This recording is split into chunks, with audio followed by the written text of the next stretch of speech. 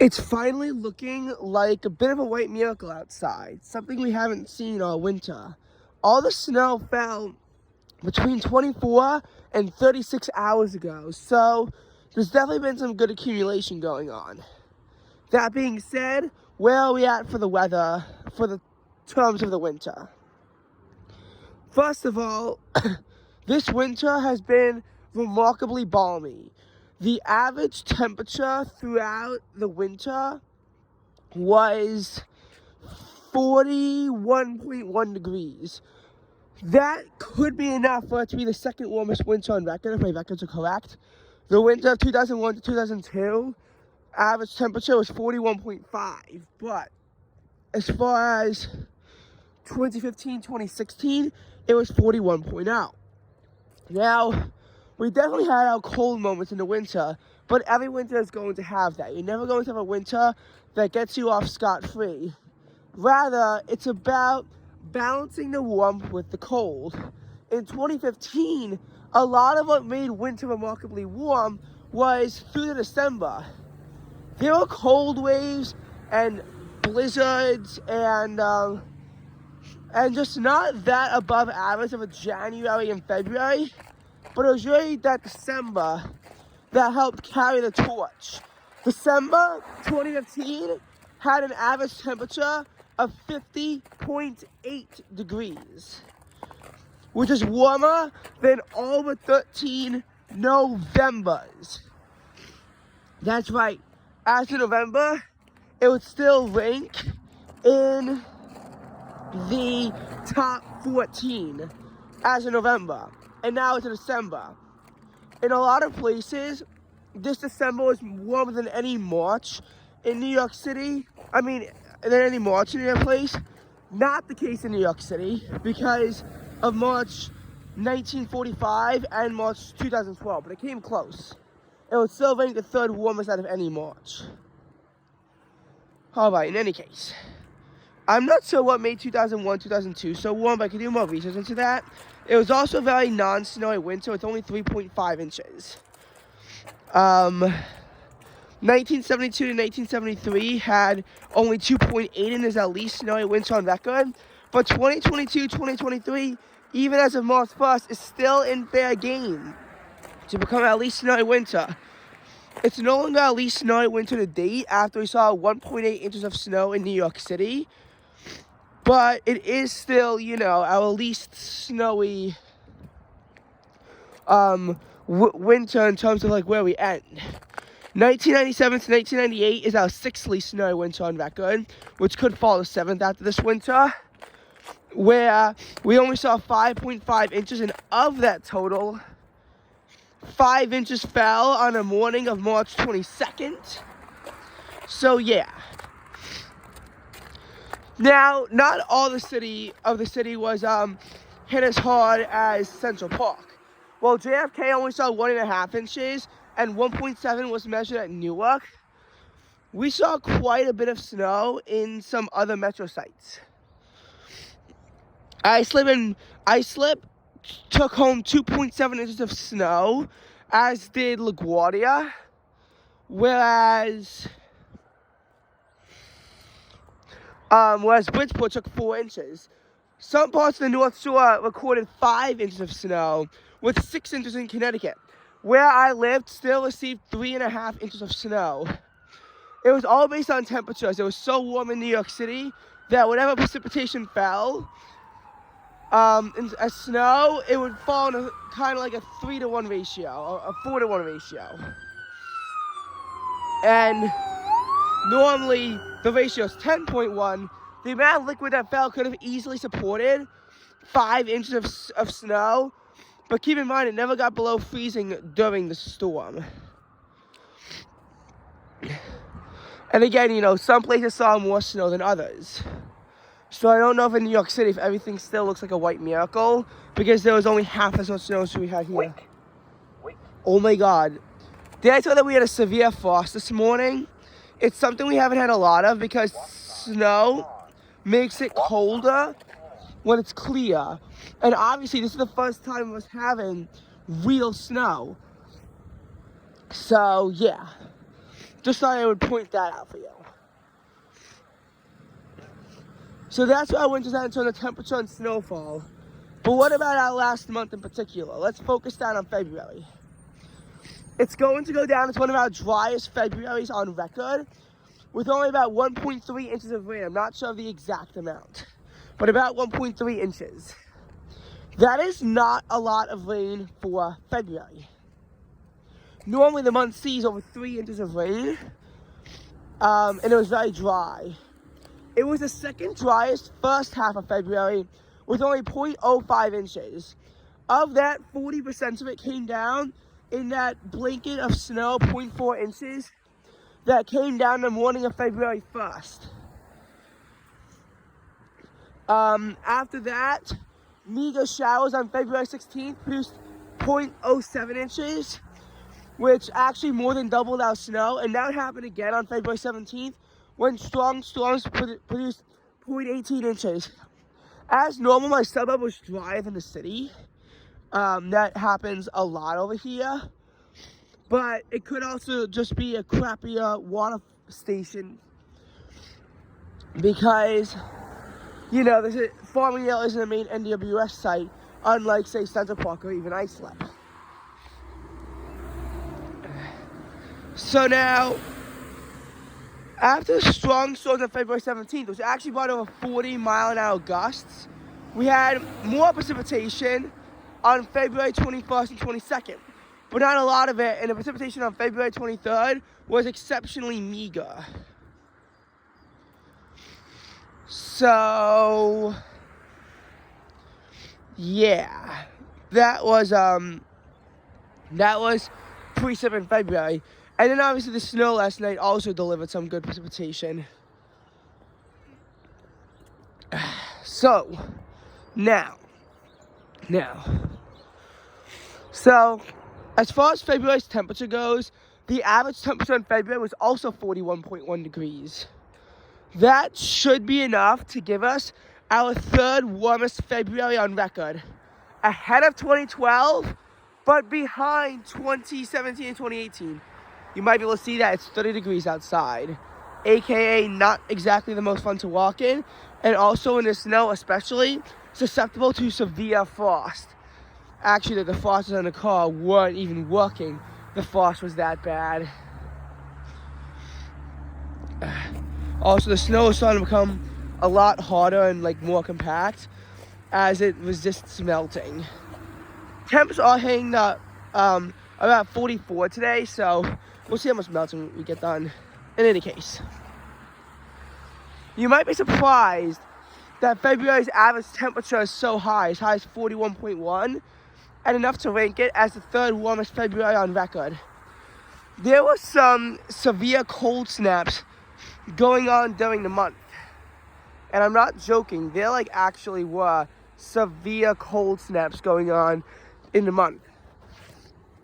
The month even kicked off with below average temperatures. The day that the blanket of snow occurred, the high was 38, the low was 26. That's below average temperatures even in early February. While February 2nd rebounded with a high of 40 and a low of 29, and the temperature still held at 35 on midnight, that would be the high on February 3rd, and it would be a downhill tumbling of temperatures down to 11 degrees. February 4th would bottom out at 3 degrees, and it would not be a warm afternoon, but during the night it warmed up more than expected, and it actually hit 27. Thus, the mean temperature for the state, one of which is going to be 23.0, the other one, 15.0, which is a lot warmer than what you might expect, given the fact that this was near historic level cold.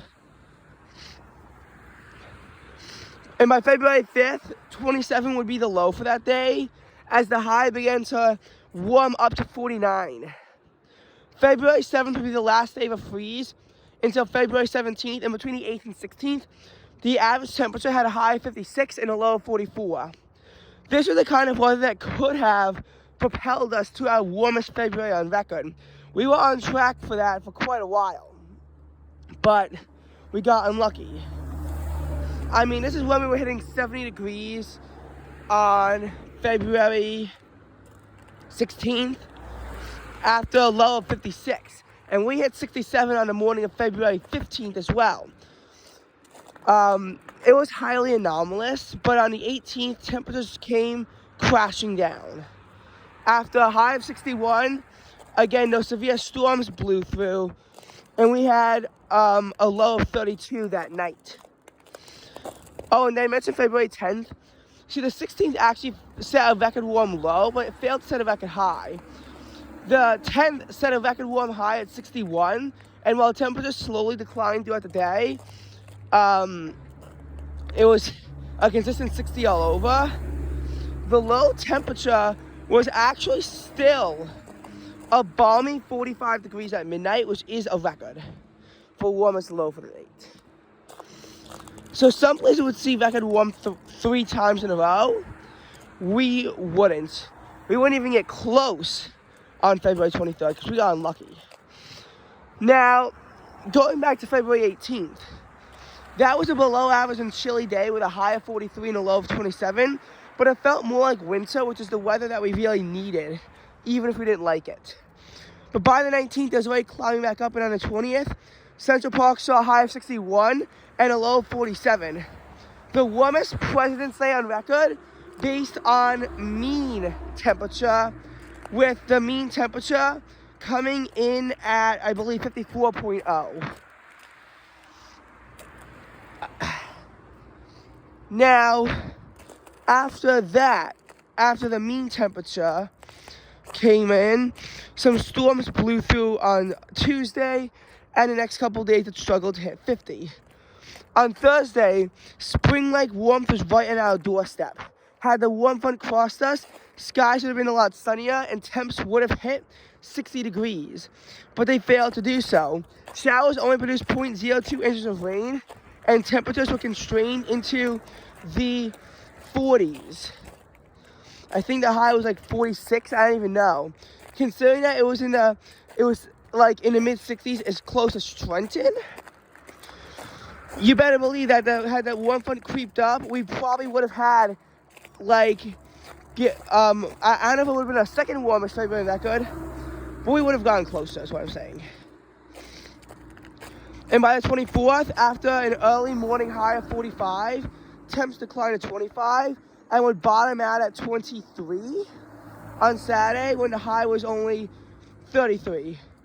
That Sunday would have a high of 50 and a low of 30, but Monday and Tuesday also did not have highs that escaped the 40s, locking us in at an average temperature of 41.1.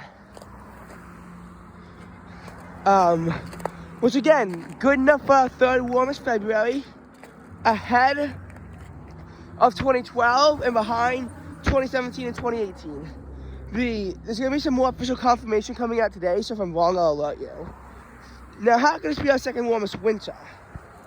Well, December was below average, I'll admit that, with an average temperature coming in at 38.6. It was a below average December because of the cold snap that came in during the month. On the 23rd, after a high of 58, the low crashed down to 8 degrees.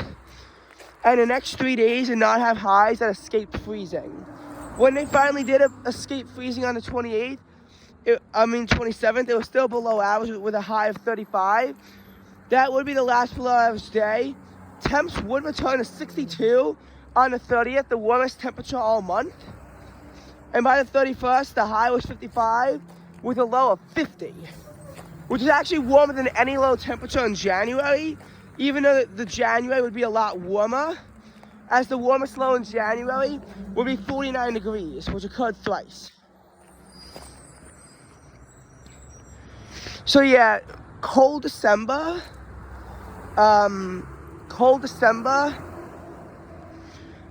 It was really cold though. The main reason why it was a below average December was because of the consecutive streak of days where between, I think, the 9th, the 10th, and the 21st, highs range between 38 and 44, with most of them being between you know, most of them being 39 or 40. Most of the highs were 4 degrees Celsius. That's not balmy, especially for an afternoon high temperature. And with balmy weather not happening in the afternoon under sunny skies, that probably means that the low temperatures were like in the 20s, and it really dragged us below normal. It wasn't noteworthy though, because this kind of thing happens in December all the time, but it's still below normal, and it was unusual for how long it was able to persist. December was a rainy month with 5.83 inches of rain in the city. The 20th wettest December on record. January also saw about 4.4 inches, but because February was so dry, I think winter precipitation is going to be slightly below average. We had a surplus in January in December and January, but we more than blew through that in February. As far as snow goes, though, we only saw a trace of snow in December and January.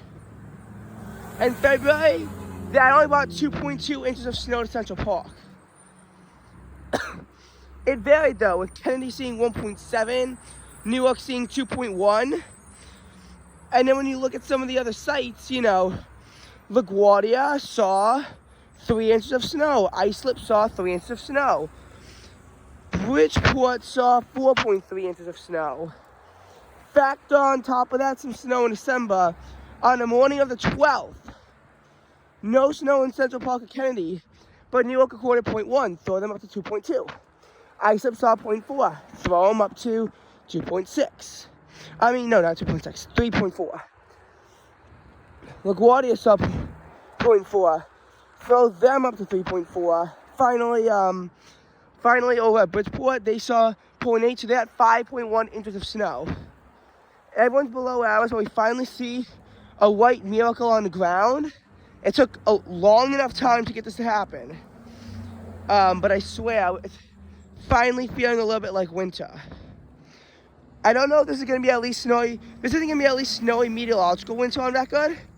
And in that note, I don't actually know where we will end up. But we're still going to be close to the bottom. And I can assure you of that. So can March save the day and bring out snow to where it wouldn't be a record non-snowy winter?